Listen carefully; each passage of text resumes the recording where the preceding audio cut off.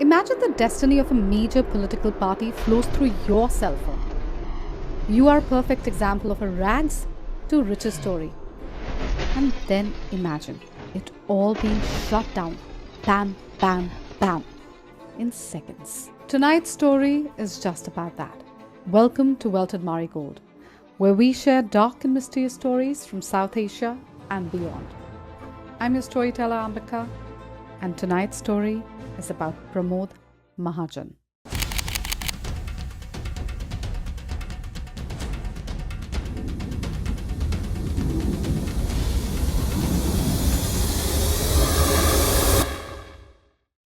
April 22nd, 2006. The morning did not begin with a thud. It began quietly. This was the home of Pramod Mahajan, minister, architect, strategist. In the complicated world of Indian politics, he was the Chanakya, the modern-day kingmaker, a man of panache and power. His residence wasn't just an apartment. It was a place where destiny of a major political party was charted. He lived on a very high floor, symbolically appropriate for a man who seemed to live life perpetually looking down from the heights of achievement. But that morning, the sunlight, usually golden and bright, felt brittle and thin. Because in the elevator, ascending to meet the giant, was his younger brother, Pramod Mahajan.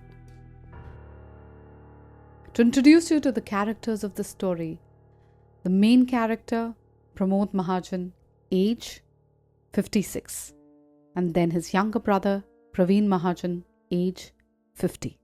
Praveen, a modest man, a small-time contractor whose one consistent job was to remind others that he was Pramod Mahajan's brother, a title that was both a privilege, of course, but to him a shackle of iron. That morning, Praveen had carried a licensed pistol. He stepped inside the house. The house help offered him tea. Praveen refused. He had come not for kinship, but for a reckoning. A torrent of accusations, years of perceived slights, exploded all at once in the quiet living room. And then the silence was shattered. 3 shots. Bam, bam, bam. And a political giant came crashing down. To understand this story, we must know the story of the brothers. Ambejogai, a temple town in the Beed district of Maharashtra. Pramod Venkatesh Mahajan was born in 1949. His childhood was not one of privilege. His father, Venkatesh Mahajan, was a school teacher. Pramod's formative experience came early. His father died when Pramod was just 21. That sudden loss created a void. He was determined to fill that void, not just for his family, but for his own boundless energy. He was bright, 3 degrees in physics, political science, and journalism. His personality, it was magnetic, an amalgamation of sharp intellect and common sense. He was drawn to RSS, Rashtriya Swayamsevak Sangh, where his organizational talents were quickly noticed. This disciplined environment channeled his ambition. He was one of the RSS workers co-opted into the newly formed BJP, Bharatiya Janata Party.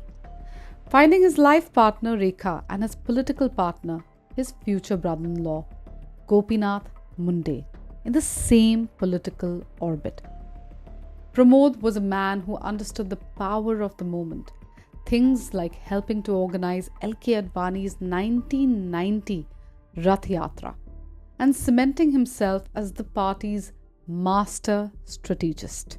And then there was Praveen, almost 6 years Pramod's junior, and left in his older brother's shadows.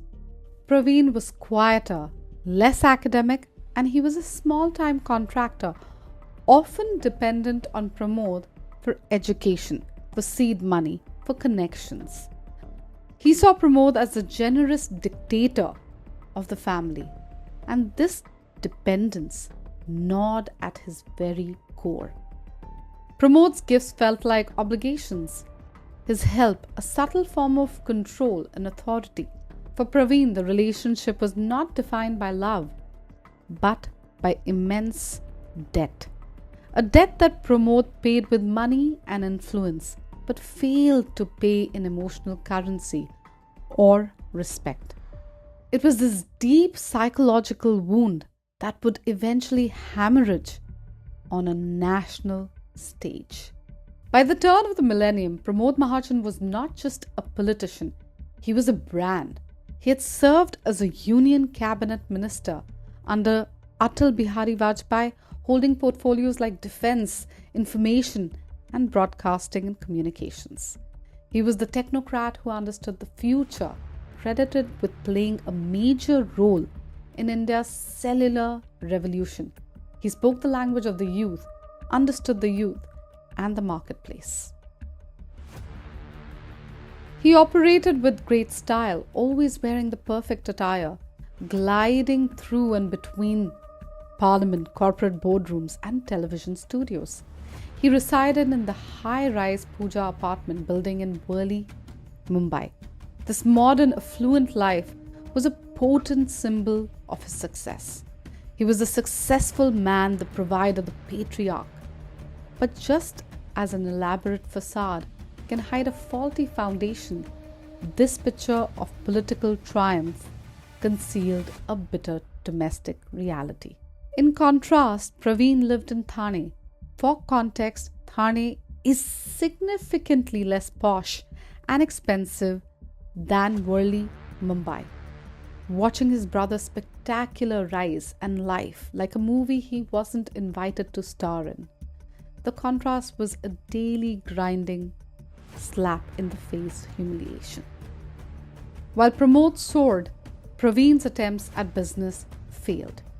His desire to enter active politics was repeatedly blocked or dismissed by his all-powerful brother. Praveen, desperately seeking a political role or a significant financial investment, reportedly around 4 crore rupees, approximately $1 million at the time, was met with either paternalistic refusal or subtle scorn. And this profound disrespect made him feel small. Praveen later claimed his brother treated him like a pet dog, tossing him scraps when he felt like it. Then came the fatal day. At 7:30 a.m. on April 22, 2006, Praveen arrived at Puja Apartments. He was carrying a pistol, legally licensed. Inside the flat, the polite exchanges were instantly stripped away. The argument was rapid, moving past money and settling squarely on legacy and contempt. Praveen unleashed the stored-up torrent of his resentment. Pramod, perhaps startled by his brother's intensity, perhaps still dismissive, failed to de-escalate. And then 3 bullets. 1 into the chest, 2 into the abdomen. They ripped through Pramod, the family, and the quiet dignity of the political class.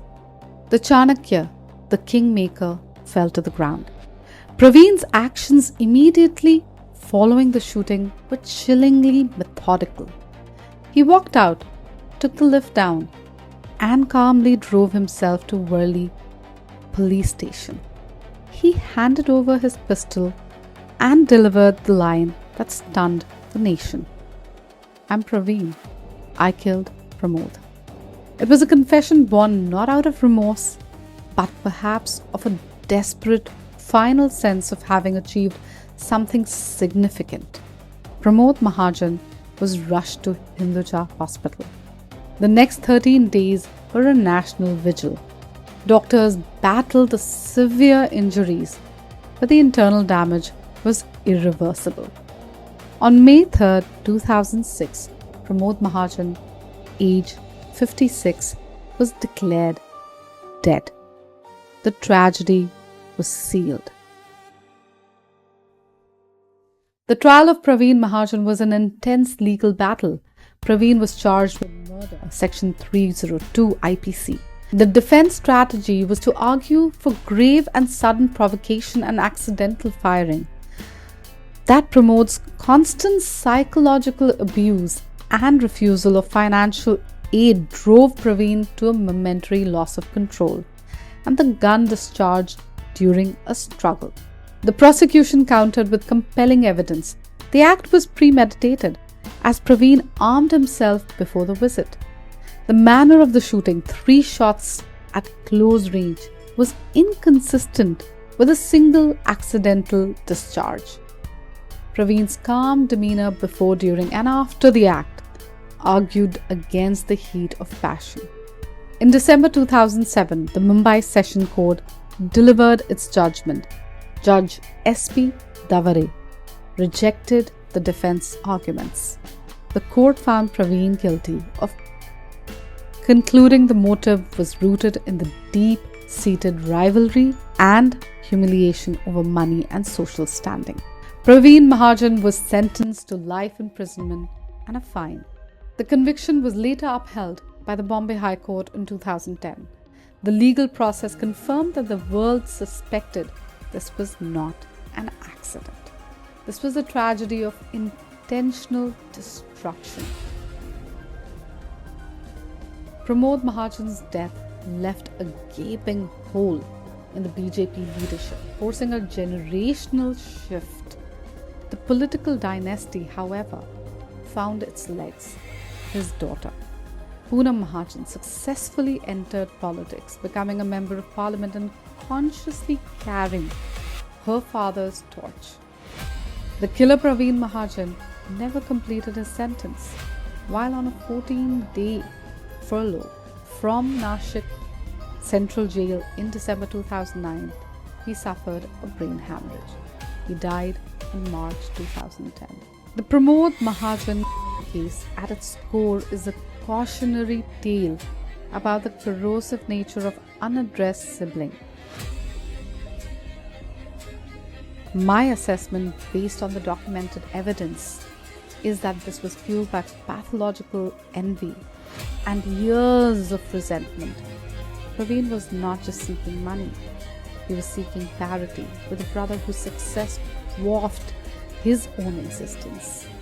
The tragedy of Pramod Mahajan is that the political maestro who managed an entire nation's political web failed to manage the smallest, most personal element of his life, his younger brother.